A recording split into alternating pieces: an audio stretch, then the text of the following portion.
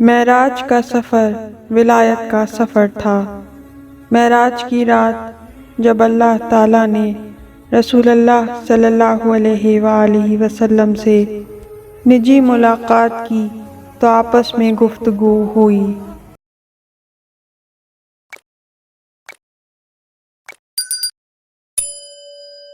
امام جعفر صادق علیہ السلام فرماتے ہیں، نبی صلی اللہ علیہ وآلہ وسلم کو 120 مرتبہ معراج حاصل ہوئی۔ جب بھی پروردگار عالم نے پیغمبر اکرم صلی اللہ علیہ وآلہ وسلم سے ملاقات کی، یہی کہا کہ علی اور ان کے بعد کے ائمہ کی ولایت کا خیال رکھا جائے۔ اس 120 مرتبہ معراج میں اللہ تعالیٰ نے نماز اور روزے کی سفارش نہیں کی ہے، بلکہ صرف ولایت کی سفارش کی ہے۔ یہ ولایت علی جڑ اور بنیاد ہے۔ انبیاء و مرسلین علیہ السلام اس لیے آئے کہ وہ کائنات کے سامنے خاتم النبیین رسول اکرم صلی اللہ علیہ وآلہ وسلم اور ان کی نسل کے ائمہ اطہار علیہ السلام کو پیش کریں اور انہیں پہچانوائیں۔ اگر کوئی قرآن اور احادیث سے رجوع کرے تو اس پر یہ سارے مطالب واضح اور روشن ہیں۔ روایت میں ہے کہ اگر کوئی شخص اپنی پوری زندگی میں اتنے رکوع کرے کہ کمان کی طرح جھک جائے، اتنے روزے رکھے کہ سوکھی مشق کی طرح ہو جائے، خوب طواف کرے اور اپنا سارا مال مسکینوں کو دے دے، لیکن کہے کہ میں علی کو قبول نہیں کرتا، تو نہ صرف اس کے اعمال قبول نہیں ہوتے بلکہ اس سے اس کے سارے اعمال ہفت و ضبط کر کے اوندھے منہ جہنم میں ڈال دیا جائے گا۔ یہ ایک ایسا مسئلہ ہے جس میں پروردگار عالم کسی طرح کی کوئی گنجائش باقی نہیں رکھتا، حتیٰ کہ بعض انبیاء علیہ السلام کو جنہوں نے اہل بیت علیہ السلام کے مقام کی تمنا کی یا ان کی ولایت کو دیر سے قبول کیا تو ان کی سرزنش کی گئی۔ قرآن کی آیت اور احادیث معصومین علیہ السلام کے مطابق ولایت علی عین ولایت الہی ہے۔ جتنے بھی انبیاء آئے وہ اسی ولایت کے ساتھ بھیجے گئے۔ در حقیقت جس نے ولایت کو رد کیا اس نے خدا کو جھٹلایا۔ اگر کوئی دین کے ضروری احکام کو رد کرے تو وہ مرتد ہے۔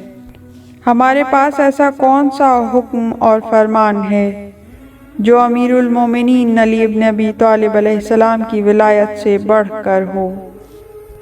جیسا کہ پروردگار عالم نے پیغمبر اکرم صلی اللہ علیہ وآلہ وسلم سے فرمایا کہ اے رسول اس پیغام کو پہنچا دیجئے کہ اگر آپ نے یہ پیغام نہ پہنچایا تو گویا کوئی کار رسالت انجام نہیں دیا۔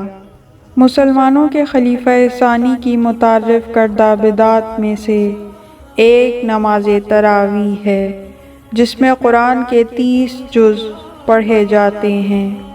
اپنی خلافت کے دوران امیر المومنین علی بن ابی طالب علیہ السلام نے امام حسن علیہ السلام سے کہا کہ لوگوں کو بتائیں کہ یہ نماز بدعت اور حرام ہے۔ امام حسن علیہ السلام نے لوگوں سے کہا کہ تمہارے امام فرماتے ہیں کہ یہ نماز بدعت ہے، لیکن لوگوں نے مزاحمت کی اور قبول نہیں کیا۔ انہوں نے ایسی بدعتیں متعارف کروائیں کہ جنہیں علی نہیں بدل سکے، اور اگر بالجبر بدلنے کی کوشش کرتے تو بہت پہلے سے خانہ جنگی شروع ہو جاتی۔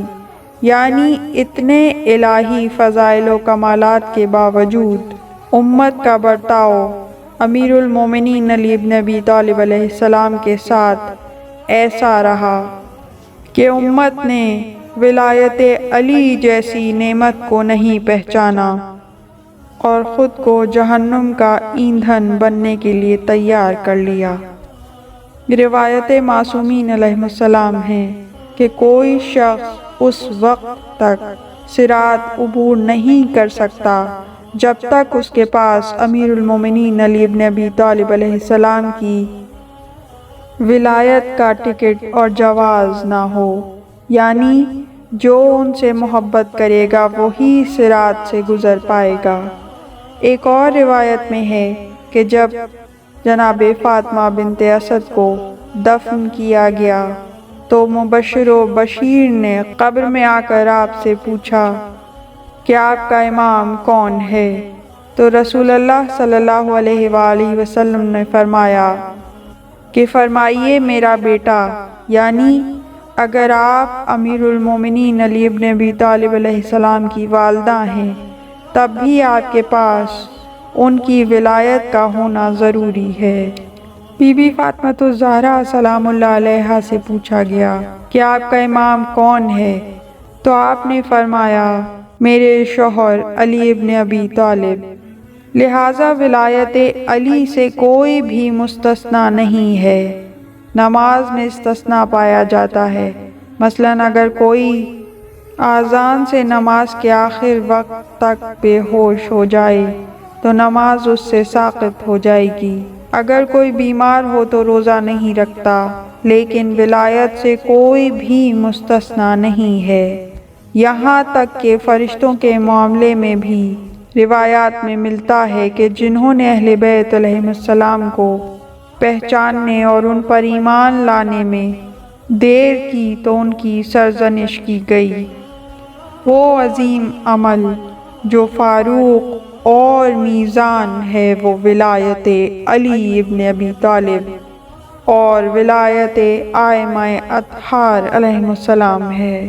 ایک اور مستند ترین روایت میں موجود ہے کہ رسول اللہ صلی اللہ علیہ وآلہ وسلم نے امیر المومنین علی ابن ابی طالب علیہ السلام کو مخاطب کر کے فرمایا، اللہ تعالیٰ نے آپ کو 70 فضیلتیں عطا کی ہیں، ان میں سے ایک یہ ہے کہ میں جو کہ رسول اللہ ہوں دنیا و آخرت میں آپ سے بے نیاز نہیں، اور آپ پر لازم ہے کہ میری مدد کریں۔